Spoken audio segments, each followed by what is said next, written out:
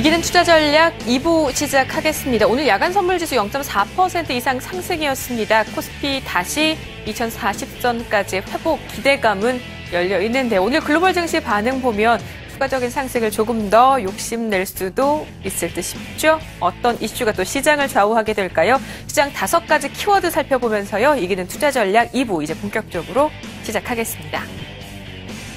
자, 뉴욕 증시는 오랜만에 상승했습니다. 다우지수가 사흘 만에 반등이고요. 100포인트 이상의 강세가 두드러졌습니다. 3대 지수 모두 1% 전후의 상승을 보였는데요. 지금 보시는 이데일리 월가시가 기사처럼 호재가 만발했던 날이었습니다. 1차적으로 지표가 좋았습니다. 주택 관련 지표들이 분위기가 양호했고요. 여기에다가 또 하나 유럽 중앙은행의 추가 경기 부양 기대감이 커졌습니다. 독일의 지표 부진이 추가 경기 부양 기대감으로 전환됐다. 긍정적인 포인트였고요. 또 하나 연준 은행 총재 발언 역시 금리 인상 시기가 그렇게 빠르지는 않을 것이다라는 기대감으로 맞물리면서 시장이 상승할 이유들을 찾을 수 있었습니다. 어제 국내 증시도 분위기는 양호했습니다. 초반 저희 이기는 투자 전략 1, 2부 시작 당시만 해도 분위기가 많이 어려웠습니다. 삼성전자가 114만 원대로 내려갔고 실적 우려감 더해지면서 코스피 지수도 2020선 아래로 밀리는 모습까지 저희 전해드린 바 있는데요. 후반 지수가 힘을 받기 시작했고요. 2030선에서 종가 형성, 코스닥 지수도 580선을 다시 한번 회복해줬습니다. 역시 가장 큰 1등 공신 중에 한 축은 1등 공신이라는 표현은 좀 정확하지 않은 것 같아요. 일단은 매도 강도가 줄어들었다. 외국인이 우리에게 좀 안도감을 주기는 했습니다. 그렇다면 그 규모가 어느 정도였는지 다음 그림을 통해서 확인해 보도록 하겠습니다.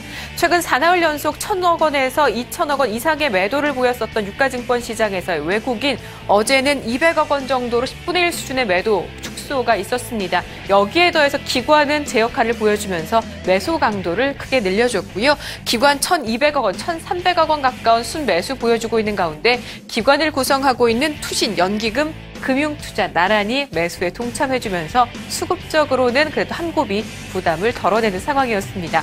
반면에 부담이었던 요인, 좀 엎치락뒤치락했던 종목들에 대한 반응도 살펴보도록 하겠습니다. 삼성전자 앞서 말씀드렸던 것처럼 114만 1,000원대까지 내려갔습니다. 신저가를 기록하기에 너무 낮은 수준까지 밀리기도 했고요. 어제에 이어서 오늘도 또 하나의 증권사가 3조 9,500억 원대의 영업이익 전망치를 내놨습니다. 앞다퉈서 4조 원대 전후에 영업이익 예상치를 내놓으면서 삼성전자 오늘 움직임도 조금 염려는 되는데요. 일단 종가 상황으로는 0.9% 하락했고요.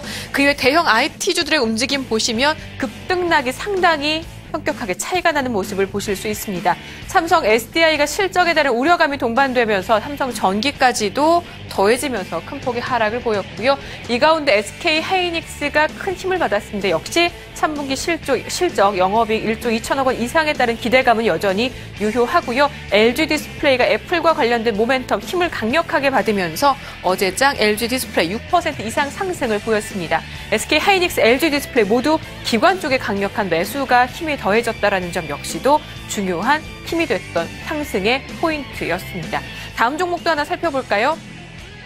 한진칼과 대한항공이었습니다. 한진칼의 하락은 조금 아쉬웠습니다. 3분기 실적 기대감이 상당히 높았었던 이 종목에 찬물을 끼얹었던 재료가 있었습니다. 어제 대한항공과의 주식 맞교환 방식을 통해서 유상증자를 결정하기로 했죠. 이번 증자를 통해서 대한항공이 갖고 있던 현재 6% 정도의 지분을 20% 이상으로 늘릴 계획인 것으로 알려졌고요. 지주사 전환을 위한 요건들을 갖춰가는 과정으로 시장은 알고 있습니다. 이런 가운데 일단 유상증자라는 키워드 자체만으로 시장은 부담을 느낄 수밖에 없고요. 한진칼 결국엔 큰 폭의 하락을 보여줬습니다. 대한항공까지 동반 하락세를 보였는데요. 대한항공 다시 제자리를 찾을 수 있을까요? 한진칼 3분기 실적 발표 전후에 일단은 유상증자 재료에 따른 부담감을 딛고 다시 살아날 수 있을지 지켜보시기 바랍니다.